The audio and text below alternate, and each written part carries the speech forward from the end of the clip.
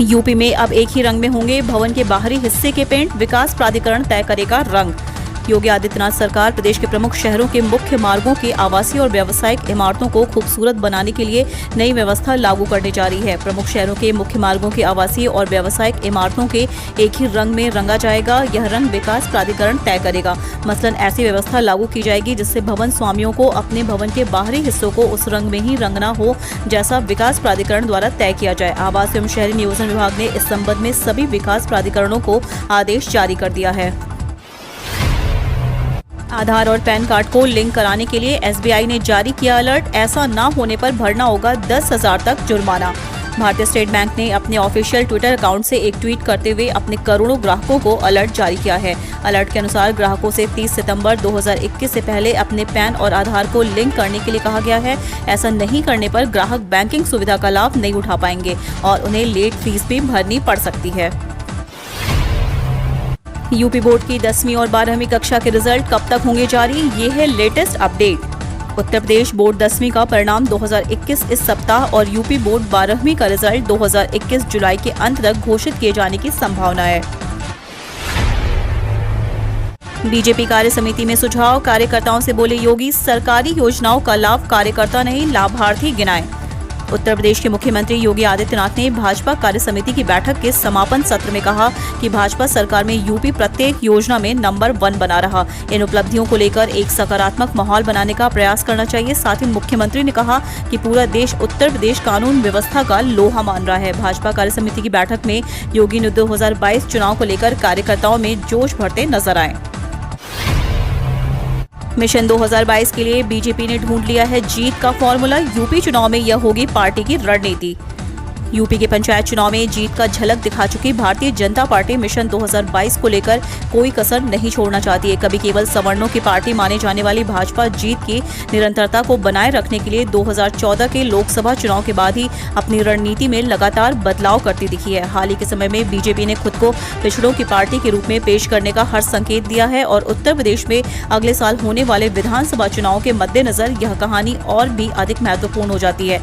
कभी सपा बसपा की vote bank माने जाने वाली पिछड़ी जातियों में पिछले काफी समय से भाजपा ने भी सेंधमारी शुरू कर दी है।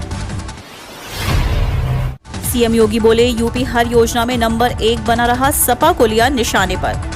उत्तर प्रदेश के मुख्यमंत्री योगी आदित्यनाथ ने कहा कि भाजपा सरकार में उत्तर प्रदेश हर योजना में नंबर 1 बना रहा। इन उपलब्धियों को लेकर एक सकारात्मक माहौल बनाने का सार्थक प्रयास होना चाहिए। पूरा देश यूपी की कानून व्यवस्था का लोहा मानता है। मुख्यमंत्री भाजपा कार्य समिति की बैठक के समापन सत्र में बोल रहे थे। मुख्यमंत्री ने कहा कि कानून व्यवस्था की स्थिति बेहतर हुई है, सिस्टम तो वही है, सब कुछ वही है, कुछ चेहरे बदले हैं और उसने बदलाव करके दिखा दिया। निवेश की झड़ी लगी है। जिन उद्योगपति ने यूपी में नहीं आने का संकल्प लिया था वह अब यहाँ आ रहे हैं। मुख्यमंत्री ने कहा कि 1950 में जब यूपी का गठन हुआ उस समय राज्य का प्रति व्यक्ति आय राष्ट्रीय औसत से अधिक था। 1950 से 2017 तक आते आते प्रति व्यक्ति आय राष्ट्रीय औसत का 1/3 रह गया। 4 साल में हम राष्ट्रीय औसत के करीब पहुंच रहे हैं। यूपी विधानसभा चुनाव के लिए वोटर लिस्ट की तैयारी शुरू, युवा और महिलाओं पर फोकस।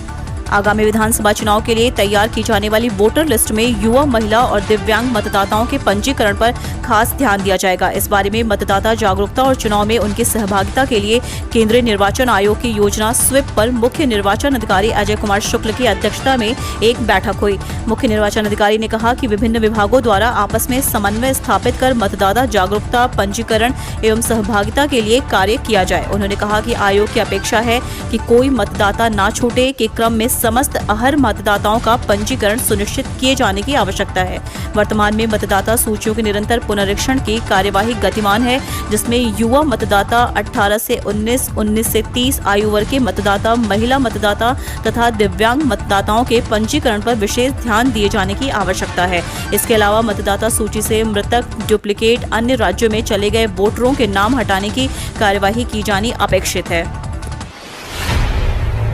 इन 4 जिलों पर थी आतंकियों की नजर, 500 बमबाज महिलाओं की फौज का था लक्ष्य। फिदायीन दास्ता बनाने के लिए आतंकी संगठन AQIS उन महिलाओं को चुनता है जो गरीब परिवार से होती हैं। उन्हें कुछ पैसे और 2 वक्त का भोजन दिया जाता है और इसका फायदा उठाकर ब्रेन वॉश कर मानव बम में तब्दील किया जाता था। इसका खुलासा NIA की जांच में खुलासा हुआ।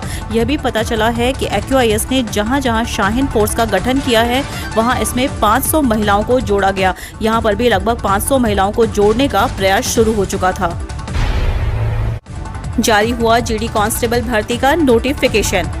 SSC ने कांस्टेबल के पद पर 25,000 से ज्यादा वैकेंसी निकाली हैं। इच्छुक उम्मीदवार आज से इन पदों के लिए आवेदन कर सकते हैं। 10वीं पास और 18 से 23 वर्ष के बीच आयु के युवा इन पदों के लिए आवेदन करने के योग्य हैं।